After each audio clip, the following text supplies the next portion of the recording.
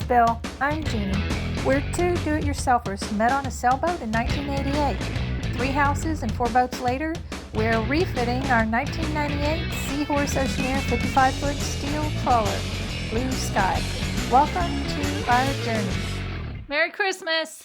I think we purchased this in May. We have a Onefinity CNC machine. Because of all the other activities going on, we have not had a chance to unpack it, set it up, and start using it. We're going to hopefully, over the Christmas break, we're going to get it set up and use it. Of course, we have a whole patio to build too, so, you know, there's always one more thing that's in the way of us doing boat work. I'm ready to sell this stupid house. But then I wouldn't have room to set my CNC up, so I guess we could put it in the shed, get a second shed. No. I think this is the control board for the unit. Fuse and fuse holder inside box. So this is the spindle. Oh my goodness, the thing's heavy. And there's the variable frequency drive. So there's the drive controller. And there's the cable box. So that's like the last box we... What's in that I box? think it has the tool changer. Hello, Toby. Yeah, this is the tool changer. Toby! You're a YouTube star, Toby. Tobias. Okay, let's see what's in the small box. Toblerone. Box 8. Box 8. They're Are they all box 8? All the boxes are box 8. Billy. 8. 8. Oh, thank you for your order, Billy. Your machine has been QC approved. This is the test. Enjoy. Another box 8. I bet you this is the monitor. That's it for this box. 3-axis touch pro. Bits. Accessories for the unit. Online manuals found at, gotta scan them. Stickers. Okay, this is a free 1/4 inch downcut bit. The boxes you're currently looking at are all the rails and gantry and bars for supporting the other pieces. We will open this box. I want to look at the control head. That's the control screen. It's a stepper motor. So that's one of the control motors. I see fuses, cables, wiring harnesses, Y-rail mounting screws. That's the Z head. So that's what makes the spindle go up and down. Computer. There's the control wires. Another power button.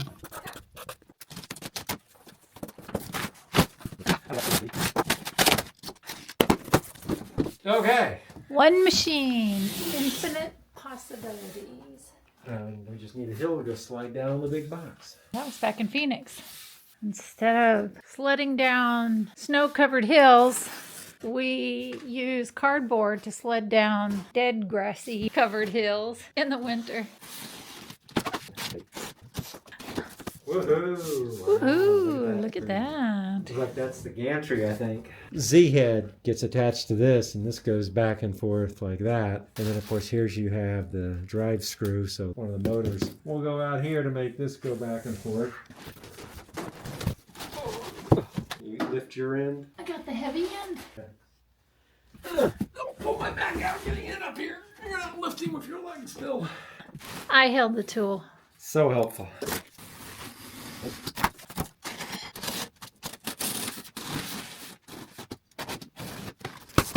And another one. That looks just like what we already took out. This got a cable on it. It's more fancy. Yep. One more box. Oh.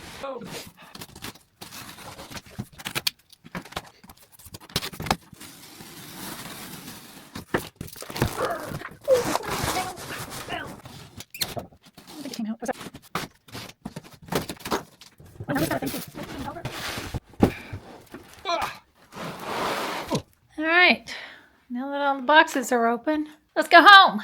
We'll be back tomorrow for our next delivery. Later. I don't think much has changed on the CNC. We've been working on the patio, but since it's raining, I'll come out here and try to do a little work on it. First thing I need to do is install the 3 motors. So I did pick up the wasteboard and the T-rails came in. I'll start work on this.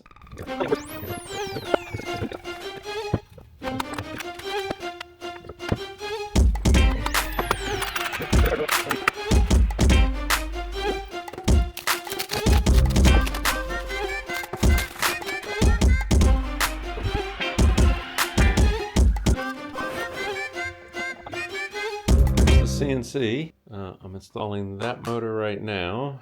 Got the X motor and the Y motor. It's dual Y. I thought that was interesting. I guess that's to keep them from binding. I'll finish that up. Not much more to see. Just going to be reattaching the track here. I got a little motor cover here.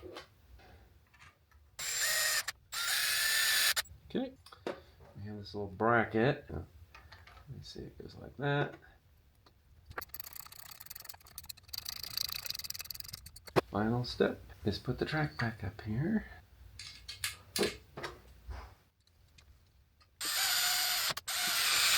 Okay, that is all back together. Let's go see what the next step is. Okay, we've done a few more things. Put the limit sensor here, another limit sensor here, and then slid the whole thing over so that we can put the control panel right here, or the controller, and got the monitor mount right there, and I am going to get the monitor out. That's pretty cool. Okay, the next step is the entry. Those go right there. Plug the wire that's labeled Z2 in the socket here. X2, Z2. So I just installed this little group of wires there. And there is the Z housing. This afternoon I was able to get the Onefinity wired up, so it's all hooked into the controller, hooked into the computer. And I'm getting ready to turn power on to see if this comes to life for the first time. Doink. You gonna start it? Yep, I just turned it on. Home, double tap, door closed, E-stop, release button, twist and pull.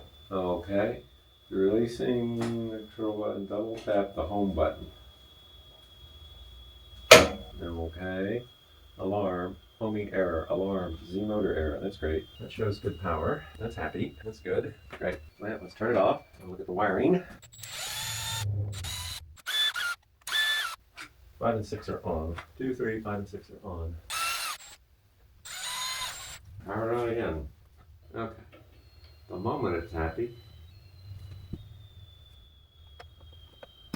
Oop, now it's alarming.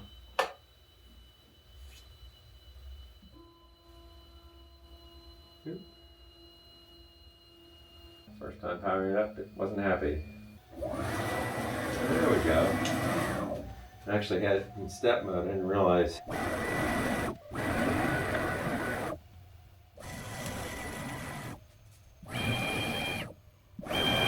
Cool.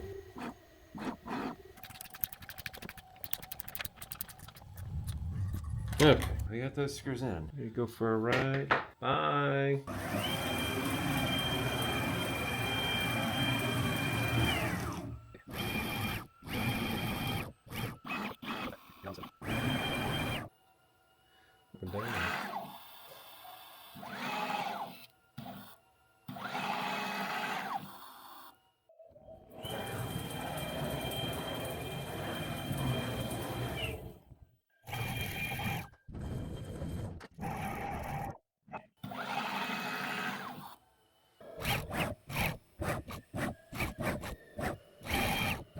We've been pushing buttons here. I think if I push this button here, that guy takes off.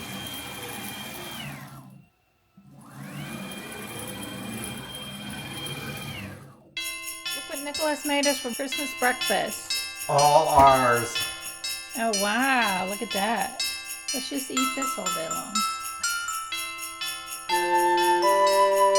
Got the spindle out, got it mounted on there. Have not squared it up or anything like that. There's where the spindle was. Oh, these are the collets. There's one of the little collets that looks like a 1/2 inch one, all the way down to the itty bitty one over here. It's like a 1/16 of an inch. What does it say? 1/8 of an inch. And then the wiring and everything to control the motor and the power supply. And that's the tool changers in there. Oh, and I also confirmed that I do have a dust boot. So maybe get a little bit more of that tomorrow. Mounting the power box under the table. In theory, we have a simple program which will cut the outline in this table board of where the spoil board should go. So I'm going to push play here in a moment, and this thing might start doing something interesting.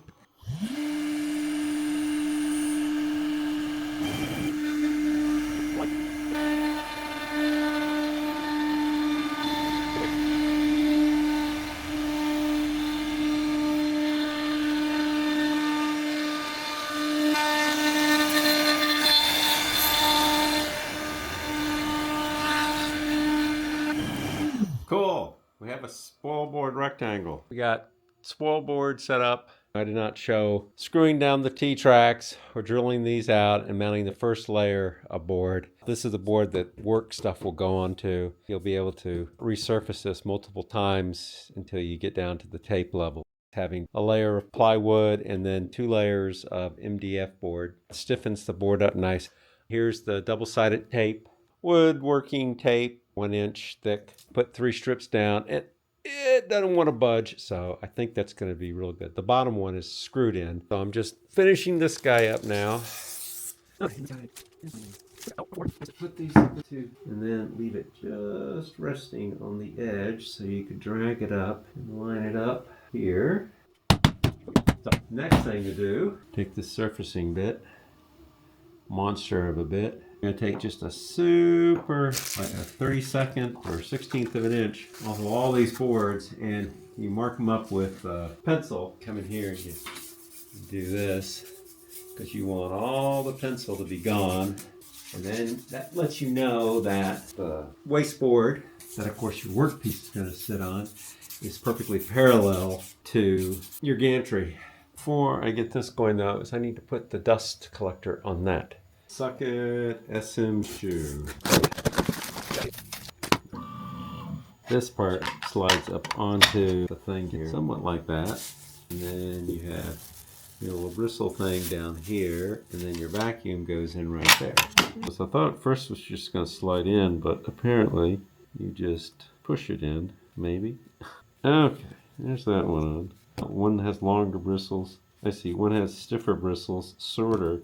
Then you have a longer one. Okay, so you have a long brush and a short brush. Yeah, there you can clearly see one's higher than the other. Nut here, drops in there, little knurled knob. Yeah. Get on. Ah! Oh.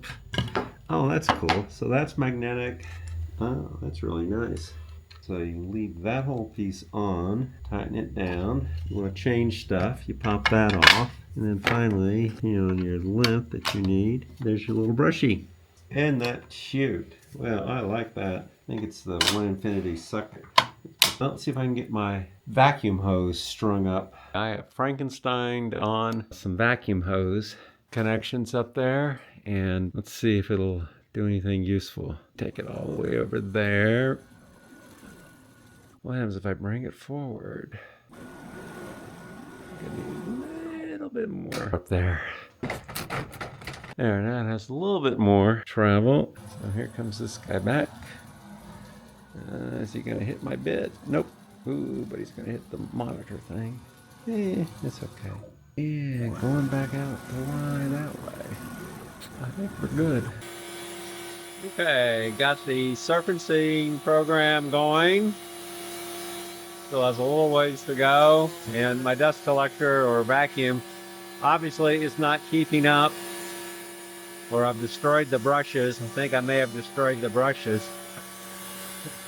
Great. You can track it on the screen too.